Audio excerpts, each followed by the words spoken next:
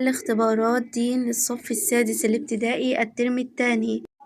السؤال الأول: اكتب المحذوف من الآيات الكريمة. تبارك الذي بيده الملك وهو على كل شيء قدير، الذي خلق الموت والحياة ليبلوكم أيكم أحسن عملا، وهو العزيز الغفور، الذي خلق 7 سماوات طباقا، ما ترى في خلق الرحمن من تفاوت، فارجع البصر هل ترى من فطور. بدأت السورة الكريمة تعظيم الله عز وجل وبيان عظمة قدرته، فهو القادر على كل شيء.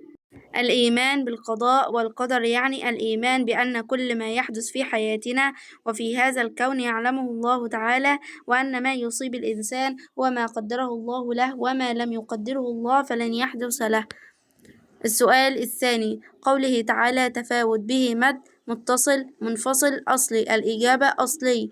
2. العمرة أركان 4 أركان. دفن الرسول صلى الله عليه وسلم في حجرة السيدة عائشة رضي الله عنها. 4. ولد الإمام الليث بن سعد رحمه الله بمصر. اكتب الكلمات المحذوفة من الحديث الشريف. قال رسول الله صلى الله عليه وسلم: الإيمان أن تؤمن بالله وملائكته وكتبه ورسله واليوم الآخر، وتؤمن بالقدر خيره وشره. كيف يمكن للطالب أن يخدم مجتمعه؟